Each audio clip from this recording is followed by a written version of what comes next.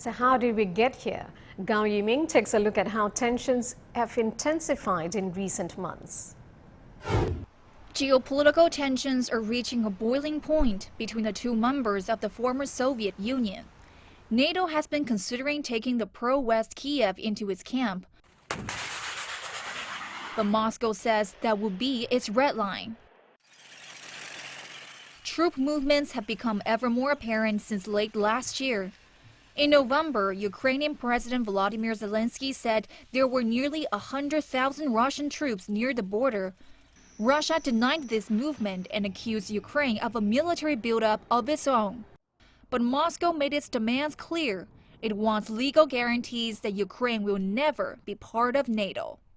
In early December, the U.S. threatened Russia with strong economic and other measures if it invades Ukraine. Russia responded with new proposals which sought to limit U.S. and NATO military presence near its borders, as well as their influence on former Soviet states. In January, Russian troops began arriving in Belarus for military drills, which Moscow said were aimed at thwarting external aggression. The same month, the U.S. and NATO formally rejected Russia's demands, calling them unrealistic.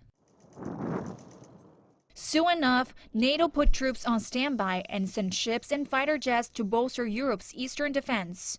On January 31st, Moscow accused the U.S. of whipping up hysteria after Washington said 30,000 Russian troops would be deployed in Belarus near the border with Ukraine by early February.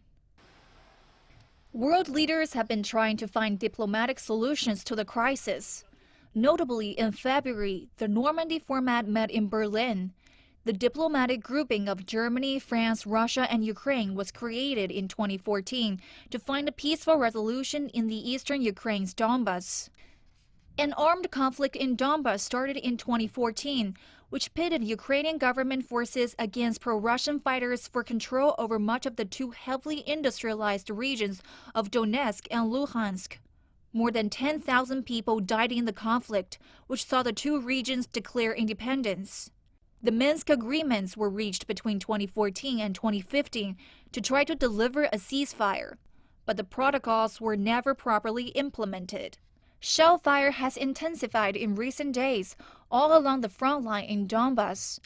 Leaders of the self-proclaimed republic say they're evacuating residents to Russia. On Monday, Putin formally recognized the independence of Donetsk and Luhansk and ordered the Russian troops into both areas on a peacekeeping mission. The decision was condemned by many Western leaders as they vow sanctions and call on nationals to leave for fear of a looming war. Must be addressed through diplomatic frameworks. United Nations Chief Antonio Guterres spoke at the Munich Security Conference this month, insisting there's no alternative to diplomacy to resolve the Russia-Ukraine crisis. Gao Yiming, CGTN.